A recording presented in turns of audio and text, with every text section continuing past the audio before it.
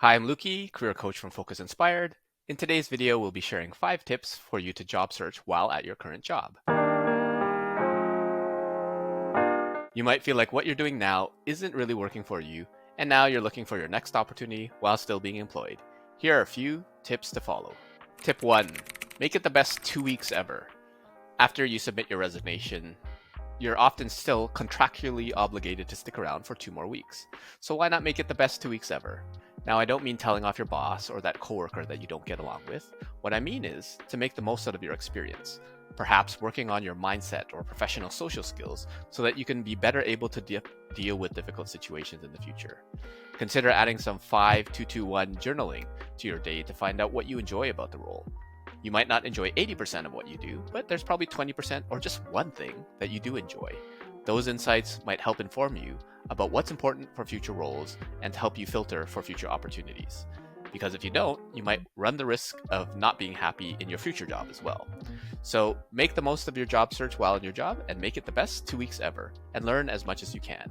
Tip 2. Allocate non-negotiable job search time.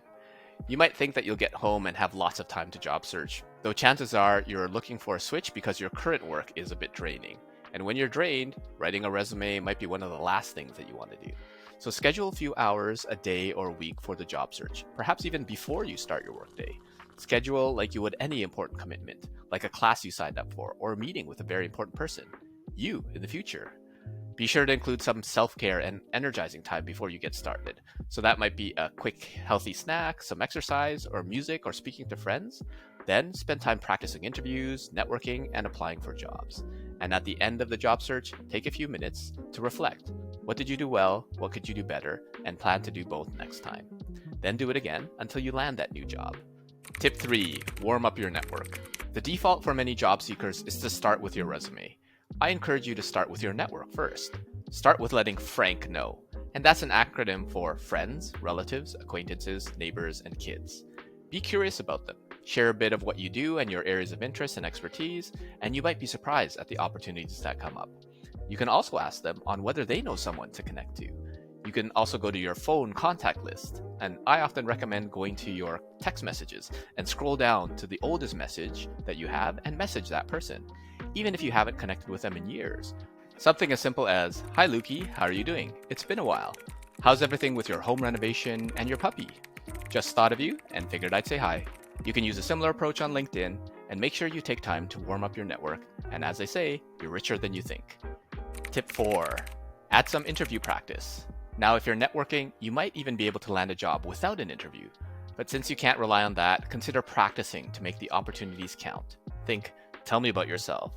And it might have been years since you've had to tell someone about yourself, and you'll need to refresh this based on your current experience.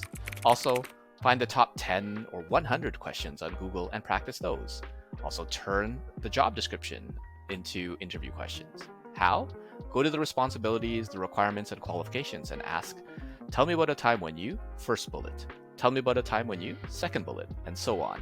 And practice based on your last experience, your 2 experiences ago. And if you don't have that exact experience, how would you answer the question anyways? Take 10 minutes a day to practice 2 or 3 questions, and you'll be thankful that you did. Tip 5. Update your resume and your LinkedIn. It may have been years since you've dusted off your resume, and you can take a look at some of our resume guidance, but in summary, have a job in mind and reverse engineer your resume for the job posting. If you aren't in a rush to leave your current job, then you can apply to the roles that you really want.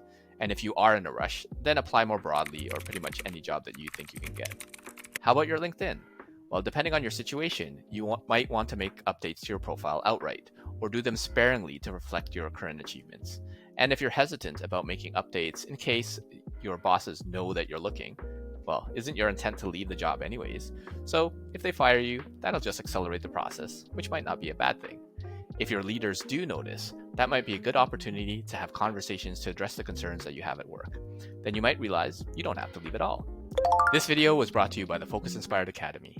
If you're looking for support in your job search or career, join us for an e-learning content, weekly virtual group coaching, text access to our coaches in between sessions, and future apps and community to help you in your job search and career success. Thanks for watching today's video. If you found this useful, hit the like button. Let me know if you have any questions or what you're struggling with in your job search or career. And feel free to connect with me on LinkedIn. Don't forget to subscribe for more tips on jobs, careers, and life. And YouTube recommends that you check out these videos next.